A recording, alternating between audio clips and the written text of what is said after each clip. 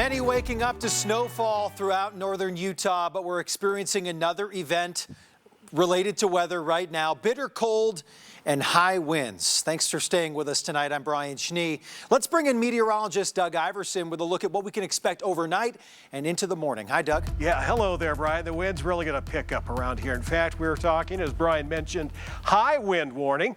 North of Salt Lake City, canyon winds will whip up. Wind gusts as high as 60 miles per hour, and this high wind warning's in effect until noon tomorrow. I think some of the strongest winds, unfortunately, will fall right during the morning commute. For the Salt Lake Valley, we have a wind advisory, gusts up to 45. That also includes Tooele. We have a high wind warning for Washington County, specifically around St. George. That one will last until 4 o'clock. We've already seen gusts north of St. George, well over 60 miles per hour. Right now, the wind speed's backed off a little bit, but certainly going to ramp up overnight. Things have picked up in the wind department in Ogden. We're seeing a northeasterly wind at 26 miles per hour, and it is cold out there. We're only 4 in Evanston. Temperature in Salt Lake City, 26. When you factor in the wind, it feels like 18, and check out that wind chill. Rock Springs, 21 below. And it's going to get even colder tonight before it's all said and done. Have your complete forecast coming up. This map of Utah showing which areas can expect to be impacted by snow or high winds overnight into tomorrow morning. Now, those in the shaded yellow section can anticipate some blowing snow and black ice in northern Utah, possible road snow, slushy conditions in the southern and southeast portion of the state. Now, some areas along the Wasatch Front can expect those strong wind gusts up to nearly 60 miles per hour. Utah Department of Transportation closing Guardsman Pass due to icy conditions and will reevaluate in the morning. UDOT had crews working to clear roads from last night's snowfall, but say it was a relatively easy cleanup due to warm road temperatures. They're cautioning all drivers to be extra alert with plows back on the road. It's a good reminder for everybody to slow down and give those plows the room that they need to work. Gleason cautions those along the Wasatch Back could have patches of black ice and snow as they hit the road overnight and into tomorrow. Now to a developing story in Davis County. Pictures posted on social media show a jam-packed lagoon on Saturday, showing little to no space at all between attendees in some places. Fox 13's Diego Romo has reaction from the park and park goers who didn't feel that social distancing was followed. People we spoke with who were at Lagoon on Saturday say they should have done a better job at limiting how many people were allowed into the park. Everyone was super crammed, like there were lines that were running into each other too, so you couldn't tell like which was for what ride. Stephanie Casey's daughters were at the park Saturday and were stunned with what they saw. When she actually sent over the picture, I could not believe it. The pictures show long lines and very large groups of people, most wearing masks, but with little social distancing.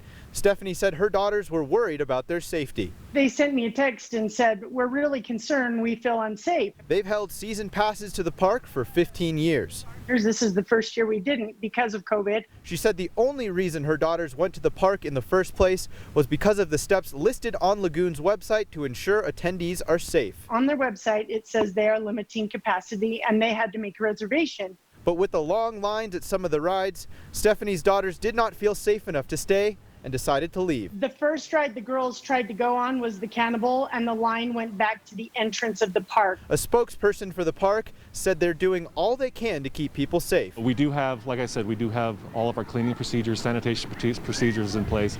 High traffic areas have extra attention. Each ride has a scheduled sanitation throughout the day. And although lines were long Saturday, those with Lagoon say it was due to social distancing rather than an overpacked park. We have been more crowded, certainly.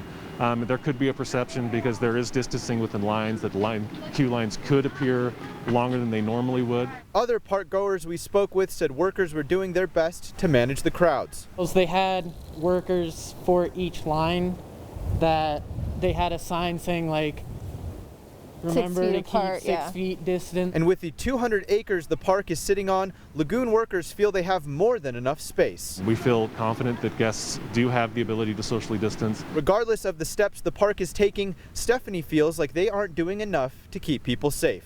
And it's hard to trust and invest in businesses when they're not watching out for us.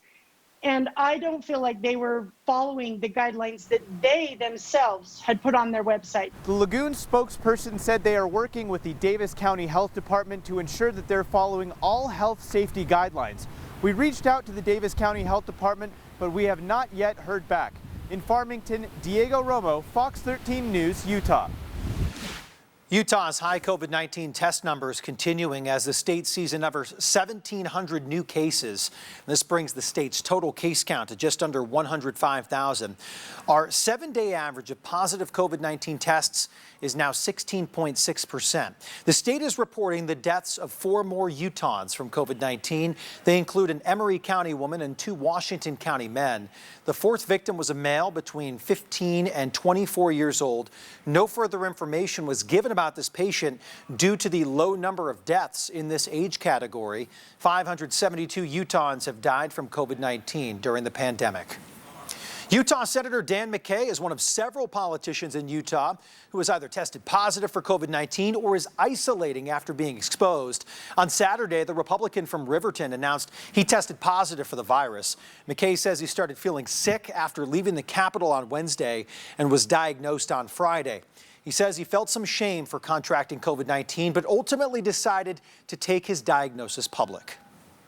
I still don't know how I contracted the virus. And, it most definitely would have changed my behavior had I known I'd come in contact with somebody that had the virus. 2 candidates for the Utah House are also quarantining after testing positive. On Saturday, both Robert Birch and Fatima Dyer announced that they have COVID-19. New tonight, Bob Murray, the former owner of a mine in Emery County that was the center of a disaster that made national headlines, has died at age 80. Murray retired last Monday from the new version of his old company, Murray Energy, which owned the Crandall Canyon mine. It was in August of 2007 when a collapse in the mine trapped 6 miners. 3 rescue workers sent to retrieve the miners later died in a second collapse. The bodies of the 6 miners were never found. Safety violations that were overlooked before the collapse eventually led to Murray's company being fined millions of dollars. In Tooele County, someone has been found dead near where a wildfire started this weekend. The Tooele County Sheriff's Office says they found the body while fighting the Soldier Canyon fire outside of Stockton. Deputies won't say much, but they do say the death is suspicious. As far as the firefight, crews were able to contain the fire, after it burned 32 acres. Cause of the fire and the victim's death are both under investigation. Protecting voting rights in Utah. I'm John Franke in Salt Lake City. I'll explain how the U.S. Attorney is aiming to make sure everybody's vote gets counted fairly and accurately. The truth matters. Both local newspapers confirmed Owens supported nuclear weapons testing. Fox 13 said Owens' debts and unpaid taxes are a fact. For months, even Owens' own website proclaimed repealing health care was a priority, jeopardizing pre-existing coverage for every Utah family. Owens talks a good game. The truth matters. And Burgess Owens is clearly not telling the truth. I'm Ben McAdams. I sponsored this message to set the record straight.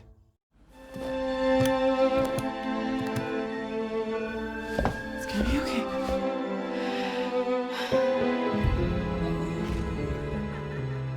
Victory is greatest when you've met defeat.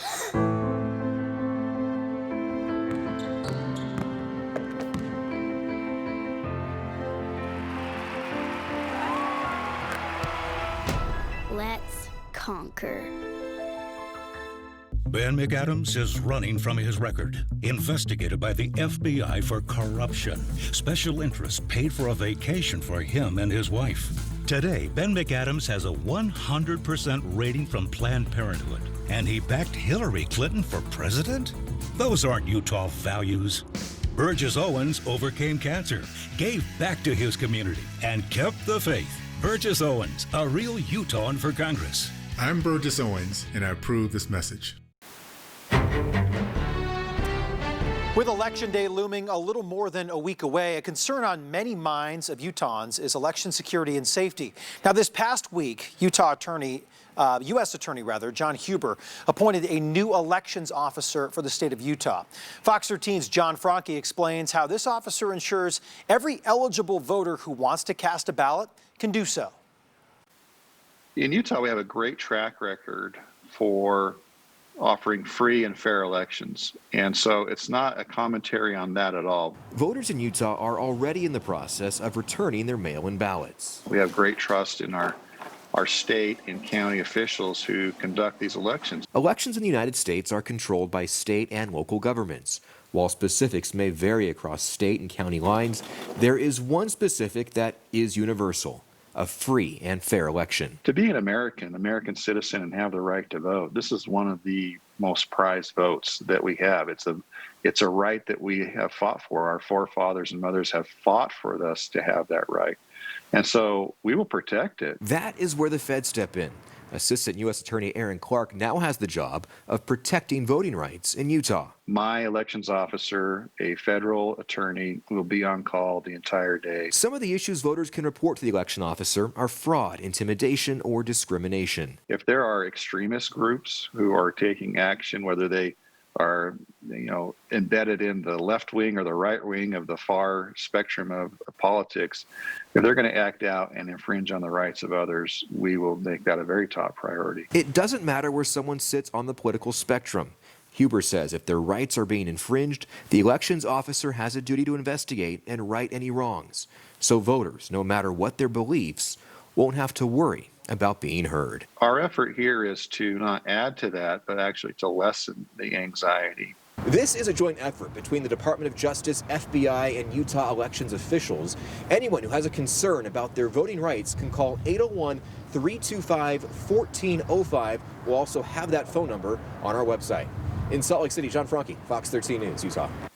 The 4th congressional district race is on track to be the most expensive campaign in that district to date. Jason Perry, the director of the Hinckley Institute of Politics, says so far the candidates, Republican challenger Burgess Owens and Democrat incumbent Ben McAdams, have raised $8.94 million. Perry says so far about $10.2 million have come in from out of state trying to impact the race, with more money being spent to attack Owens. Right now, both these candidates are trying to get their message out, and they're really trying to counter the messages that are going out from these ads where everyone else is trying to paint them and what they are. They're trying to get their own message out. This is really ended up being a campaign about making sure the other person loses more friends than you do. Perry says Owens has reported raising more money than McAdams, but also spent more campaigning. You may not have been thinking about winterizing your home just yet, but with tonight's record low temperatures, here are some things you can do right now. The Red Cross says freezing pipes are always an issue. To prevent pipes from bursting, they say you can leave water dripping to keep the pipes moving. Also, open your cabinet doors if you have plumbing pipes behind the walls to help warm air circulate. The Red Cross says you may immediately start thinking about warming your house, but remember to be careful about carbon monoxide. You should be very, very careful with space heaters. They can be a problem. Fireplaces, working smoke alarms are always good. Avoid any indoor grill, camp stove type heating. Carbon monoxide can be an issue. The Red Cross says don't forget to bring your pets and plants inside if necessary and shut off your sprinkler system. And Doug Iverson in for Breck Bolton. I think some of us were a little confused. Wait a minute, it's still fall. And I think this bird was a little confused this morning over in Woods Cross. He's like, wait a minute, it's not time to fly south. What's with all this white stuff? It was impressive out there for some locations. In fact, snowfall amounts, I think the bullseye for the snow was up in Davis County. Bountiful 5.5 inches. Centerville picked up 4. Woods Cross 3. Kearns 2. Tooele had about 1.5 inches, and the Salt Lake Airport around 1 inch. What is next? Well, high winds tonight till tomorrow around noon. And I think some of the strongest winds will unfortunately hit right smack dab during the morning commute. This is basically the high winds from Bountiful all the way up to the Idaho border along the Wasatch Front, northern portion. Gusts as high as 60 miles per hour. Also includes St. George as well. Record low temperatures tonight and tomorrow night. Warming trend midweek, so that should at least try to put a smile on your face as we get farther along during the work week. We're at 25 right now. It feels a little colder with that little bit of a breeze. We're going to get a lot more than a little bit of a breeze. Salt Lake Valley is under a wind advisory. We got a high wind warning for St. George. Right now, northeast wind at 18 miles per hour, and it feels like 39 degrees. Arctic cold front already to the south. We're still looking at snow over southeastern Utah. Moab 1 to 3 inches. Monticello 3 to 5. Some of the mountains, higher elevations in southeastern Utah could see as much as 4 to 8 inches by the time it's all said and done. Now for the record cold. Record low in Salt Lake City tonight at 20 degrees. We got the goose egg in Park City. Now, these aren't the wind chills. Wind chills for the Wasatch Front could end up being as cold as 10 below zero when you factor in that high wind out there. 38 is where we're going to end up for a high in Salt Lake City. So cold start to your work week, and temperatures won't even get above freezing in Park City, Evanston. Warmest spots will be towards the west. Of course, southwest, although St. George will be about 30 degrees cooler. Southern Utah for the next 3 days, and we'll try to warm up a little bit. I think we'll hit almost 70 on Wednesday, definitely in the 70s Thursday. Look at that. Don't forget the time change next Sunday. Set your clocks back 1 hour before you go to bed Saturday night, and we'll start warming up too on Wednesday for the northern Utah Wasatch Front, 60s on Thursday. Still ahead, the Utah State Capitol is opening up to the public once again next year. We'll show you what's being done to keep people safe. A great journey says a lot about a people. Utah was founded on resolve, decency. But Burgess Owens made his journey to Utah after running up debts in several states over several decades. Bankruptcy 6 times, nearly $500,000 in unpaid taxes. And Owens owed over $1.7 million to businesses and creditors. Burgess Owens' journey shows he shouldn't be our congressman. House Majority PAC is responsible for the content of this advertising. As COVID cases rise, Burgess Owens would repeal health care. We need to make health care more affordable and cover more people. Owens would cut Social Security. We made a promise, and I'll keep it. Don't cut Social Security or Medicare. And Owens supports restarting nuclear weapons testing in Utah. We aren't their guinea pigs. They can take their nuclear weapons tests and their nuclear waste someplace else. Only Ben McAdams puts Utah first. I'm Ben McAdams, and I approve this message. As a lazy dog, I'm a flooring expert, which got me the gig as the Carpet One spokesdog. And I need to tell you about the Spillabration event. But I'm new to this, so I got my colleague to help. Don't worry about spills. Save up to 50% on stain-resistant LVT, carpet, and hardwood during Giant Carpet One's Spillabration event. Save today. This spokesdog contract practically fulfills itself. All of your flooring needs in one place at Giant Carpet One Floor and Home. Everything changes the moment you're diagnosed with cancer.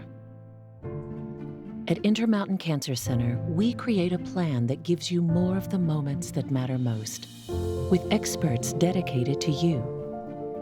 A team of caregivers who know why it all matters and who fight with you to give you the best chance. Our experience means a better one for you. Ben McAdams is running from his record, investigated by the FBI for corruption. Special interests paid for a vacation for him and his wife. Today, Ben McAdams has a 100% rating from Planned Parenthood, and he backed Hillary Clinton for president? Those aren't Utah values.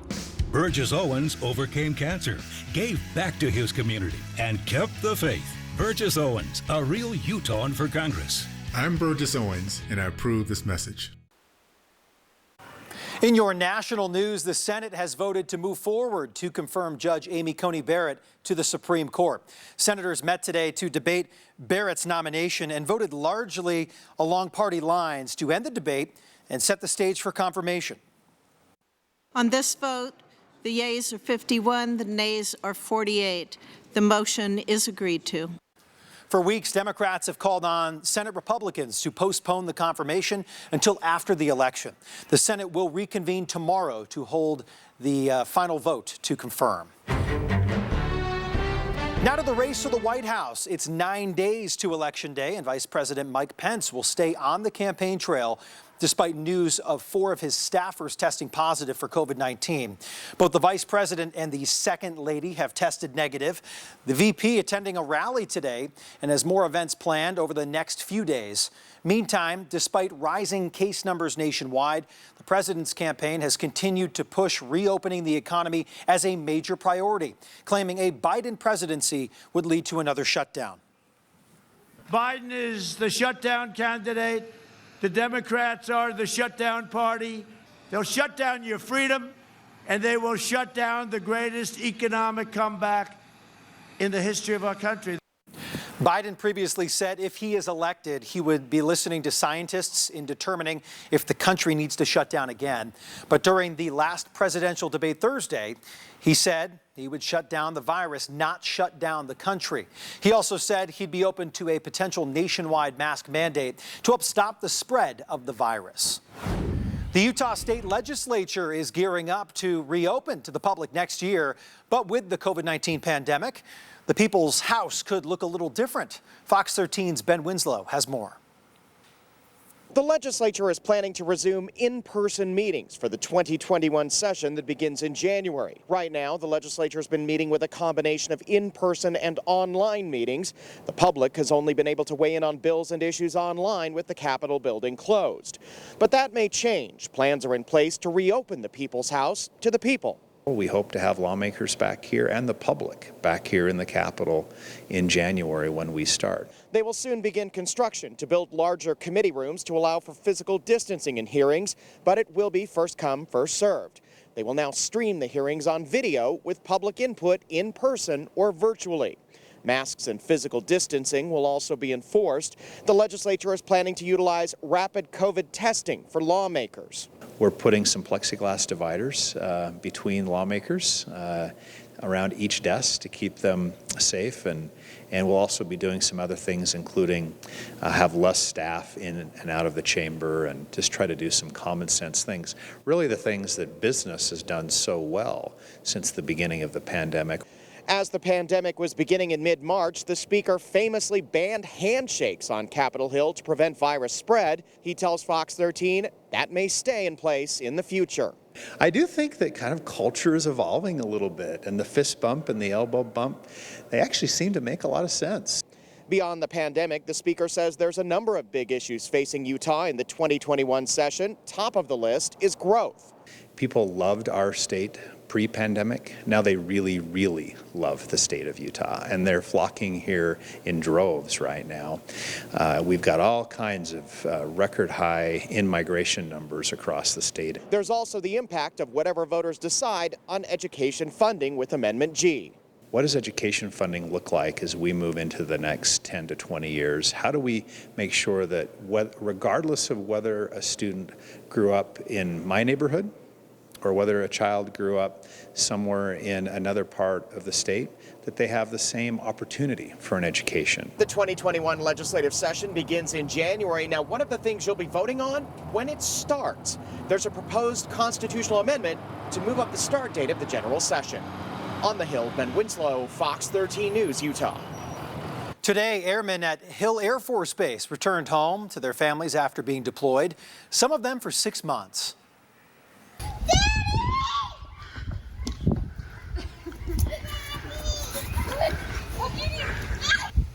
That is Master Sergeant Clifford Calhoun and his 9-year-old daughter London and his 2-year-old daughter Sydney.